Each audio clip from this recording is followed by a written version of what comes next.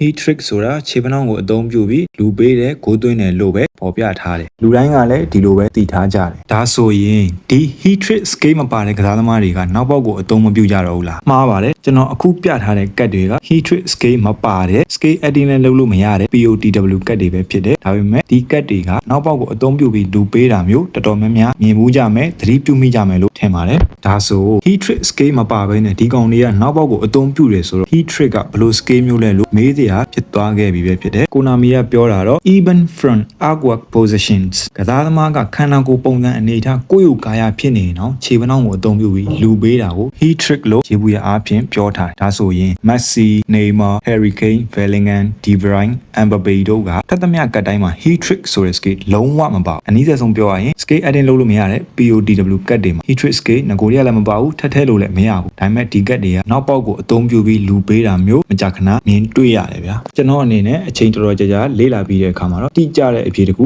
ရလာခဲ့တယ်အဲ့ဒါဘာလဲဆိုရင် one touch pass ပါတယ်ဘယ်သူမဆိုနောက်ပေါက်ကိုအသုံးပြုလို့ရတယ်ဆိုတာပဲဟုတ်ပါတယ်ကစားသမားတယောက်က one touch pass ကေပါရင်နောက်ပေါက်နဲ့လူပေးတာမျိုးလုပ်တယ်အဲ့ဒါကိုမှ weak foot usage လို့ခေါ်တဲ့အားနည်းတဲ့ခြေထောက်အသုံးပြုမှုမှာလဲ height ဒါမှမဟုတ် occasionally ဖြစ်မယ်ဆိုရင်တန်တဲ့ခြေထောက်နဲ့ရောမတန်တဲ့ခြေထောက်နဲ့ပါနောက်ပေါက်ကိုအသုံးပြုပြီးလူပေးတာမျိုးမြင်ရတယ်ရိုးရိုးနောက်ပေါက်နဲ့လူပေးတာက heat trick ကြောင့်မဟုတ်ဘူးဆိုတာရှင်းမပြောခဲ့ပြီးပြီဆိုတော့အခု heat trick ကဘယ်လို scale မျိုးလဲဆိုတာရှင်းပြပေးသွားပါမယ် heat trick ဆိုတာ main scale တစ်ခုမဟုတ်ပါဘူးဥပမာအနေနဲ့ပြောရရင် first time shoot နဲ့ acrobatic finishing နဲ့ heat trick နဲ့သုံးခုပေါင်းရင် acrobatic heat finishing ဆိုတာရတယ်ပေါ့တော်တော်များများသိထားကြတာ acrobatic finishing ဆိုရင်ဒါ bicycle kick နဲ့ kick တယ်လို့ပေါ့နော် first time shoot ရဲ့ acrobatic finishing ရဲ့ heat trick ရဲ့သုံးခုပေါင်းလိုက်ရင်အရန်ကိုမှကြောက်စရာကောင်းတဲ့ scale ပေါင်းစည်းမှုတစ်ခုဖြစ်သွားမှာပါဒီ scale ကိုအသုံးပြုပြီးခြေပနှောင်းနဲ့ဂိုးသွင်းတာတွေကမြင်တွေ့နေကြပုံစံမျိုးမဟုတ်ပါဘူးဟာလန်ရဲ့တချို့ကတ်တွေမှာတော့ heat trick scale ပါတယ်ဒါပေမဲ့တချို့ကတ်တွေမှာတော့လုံးဝမထည့်ပေးထားပါဘူး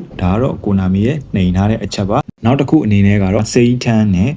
heat trick ကိုပေါင်းဆက်လိုက်ရင်ကစားသမားကမာစိတ်တန်းလုံနေရင်းနဲ့ပဲဖနှောင်းနဲ့လူပေးတာမျိုးမာစိတ်တန်းလုံနေရင်းနဲ့ပဲဖနှောင်းနဲ့ဂိုးသွင်းတာမျိုးမြင်ရတယ်ပေါ့ဗျာ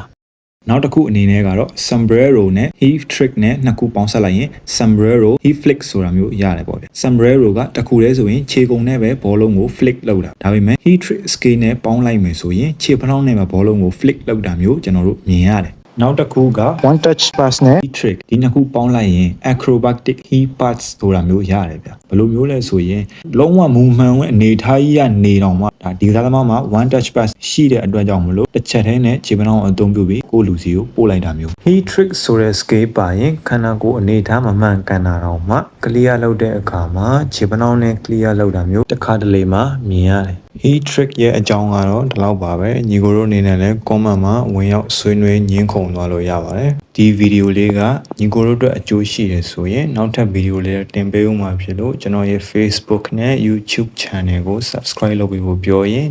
ဆုံးသက်လိုက်ပါတယ်